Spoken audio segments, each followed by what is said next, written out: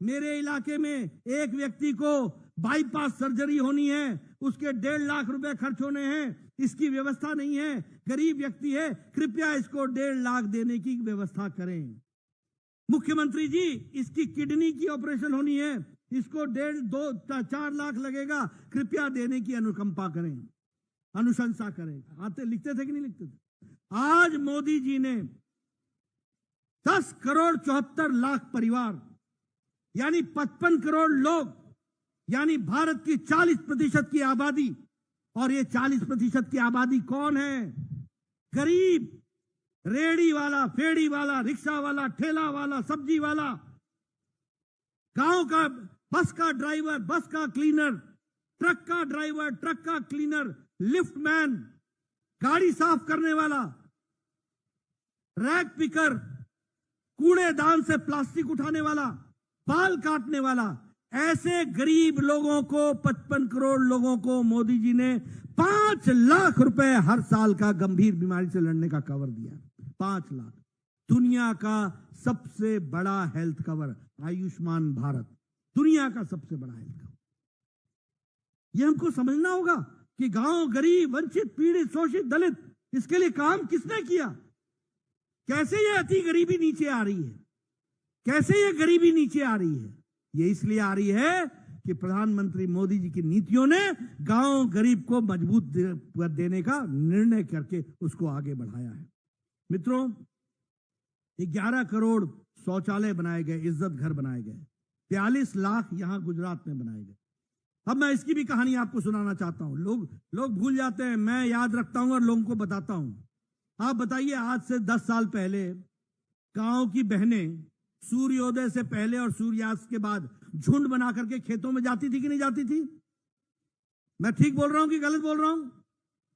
अपने दैनिक नित्य कर्म के लिए भी उनको गांव में, खेतों में जाना पड़ता था। उनको अगर इज्जत देने का काम किया और इज्जत घर बनाया और 11 करोड़ इज्जत घर बनाया, तो आदरणीय मोदी जी ने बना करके उनको इज्जत दी है। यह भी हमको समझना चाहिए। कैसे बदल गया देश। 11 करोड़ बहनें खेतों में जाती थी, और 11 करोड़ बहनें नहीं होती हैं, बहनों के साथ उनके बच्चे भी होते हैं, उनकी बेटियां भी होती हैं। कैसा भारत था और आज कैसा भारत हो गया। 11 करोड़, और उसी 11 करोड़ में हमारे 42 लाख इज्जत घर गुजरात में बने हैं। 42 लाख, यानी 42 लाख बहनों को यहां भी लाभ मिला है। 11 करोड़ किसानों को बताइए, हर चौथे महीने 2-2 हजार रुपए मोदी जी का मिल रहा है कि नहीं मिल रहा है? मिल रहा है कि नहीं मिल रहा है? प्रधानमंत्री किसान सम्मान निधि 11 करोड़ किसानों को मिल रहा है। और यह कैसे मिल रहा है, यह भी सुन लो। अभी कुछ दिनों बाद प्रधानमंत्री मोदी जी का कार्यक्रम होगा, उस कार्यक्रम की रचना बन रही है।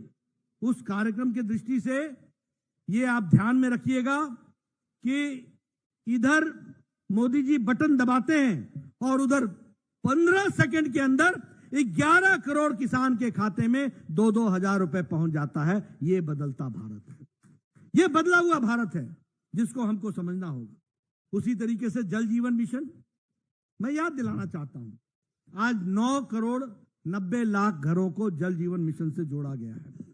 और मुझे खुशी है कि 26 लाख कनेक्शन गुजरात में दिए गए हैं, और अब यहां 100% सैचुरेशन की तरफ हम बढ़ रहे हैं।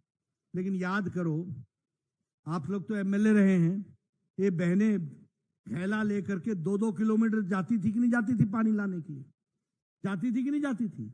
आज परिवर्तन आ गया जल जीवन मिशन के तहत।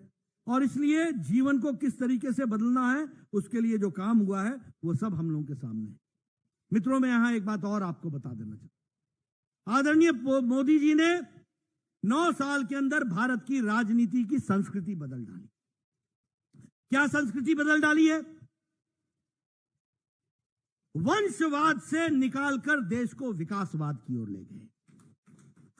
क्या संस्कृति बदल डाली है? वोट बैंक की राजनीति से निकाल करके देश विकासवाद के साथ खड़ा हो गया। क्या संस्कृति बदल दी है कि भाषण और भुलावे में रहने वाले नेता से वहां से देश को निकाल करके रिपोर्ट कार्ड की राजनीति तक ले गए हैं, और रिपोर्ट कार्ड पर मिलने का दिया है। मित्रों, मैं आपके सामने एक चर्चा करना चाहता हूं। आज देश की संस्कृति बदल गई। आदरणीय प्रधानमंत्री मोदी जी लोगों के विकास के लिए काम कर रहे हैं। दूसरी ओर जितनी पॉलिटिकल पार्टी है वो अपने परिवार को बचाने के लिए राजनीति कर रहे हैं, अपने परिवार को बचाने के लिए। और कहने के लिए नहीं कह रहा हूं, भारत का नक्शा आपके सामने खींच देता हूं। बताओ, फारूक अब्दुल्ला के बाद उमर अब्दुल्ला है कि नहीं है? आप बताओ, मुफ्ती मोहम्मद के जाने के बाद बेगम महबूबा मुफ्ती है कि नहीं है? बताइए, बादल साहब के जाने के बाद सुखबीर है कि नहीं है? बताइए, चौटाला परिवार है कि नहीं है? बताइए, मुलायम सिंह के जाने के बाद अखिलेश है कि नहीं है? और अखिलेश के बाद उनके चाचा भी नहीं है, डिंपल है। एक ही परिवार। बताइए, लालू के बाद तेजस्वी, तेज प्रताप, मीसा और आने वाली संतान, ये सब परिवार के लिए है कि नहीं है? आप बताइए, वेस्ट बंगाल में ममता और ममता के बाद उसका भतीजा अभिषेक है कि नहीं है? नवीन बाबू अपनी व्यक्तिगत पार्टी है कि नहीं है? ये जगन मोहन रेड्डी वाईएसआर के बाद ये जगन मोहन रेड्डी ये परिवार की पार्टी है कि नहीं है? ये तेलंगाना में केसीआर, केटीआर, पिता, दामाद, बेटा, बेटी, आने वाला पोता है कि नहीं है? आप बताइए, करुणानिधि के बाद स्टालिन के बाद उदयनिधि परिवार है कि नहीं है? आप बताइए, उद्धव के बाद उसका बेटा है कि नहीं है, आदित्य? आप बताइए, शरद पवार की समस्या क्या है? परिवार। उनकी बेटी है कि नहीं है? बताइए। ये सब लोग आपके लिए नहीं लड़ रहे हैं, ये परिवार को बचाने के लिए लड़ रहे हैं। और मोदी जी देश के लिए लड़ रहे हैं। इस बात को हमको समझना चाहिए। भारतीय जनता पार्टी गांव, गरीब, वंचित, पीड़ित, शोषित, दलित, किसान, युवा, नौजवान, हमारी बहनें, इनके लिए हम लड़ रहे हैं। इनकी ताकत देने के लिए लड़ रहे हैं और मोदी जी के नेतृत्व में लड़ रहे हैं। और दूसरी ओर लोग अपने परिवारों को बचाने के लिए लड़ रहे हैं। और ये कांग्रेस नहीं रह गई है भैया।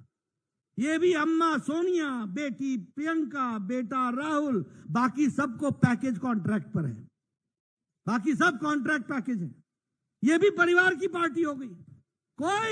ये सब परिवार बचा रहे हैं। और उसमें से भी एक बड़ी बात सुन लीजिए, इसमें से आधे से ज्यादा जेल होके आए हैं और आधे से ज्यादा बेल पर हैं। और मोदी जी ने कहा है, एक भी बेईमान बचेगा नहीं, सब अंदर जाएंगे, आज नहीं तो कल जाना ही होगा। यह है अंतर।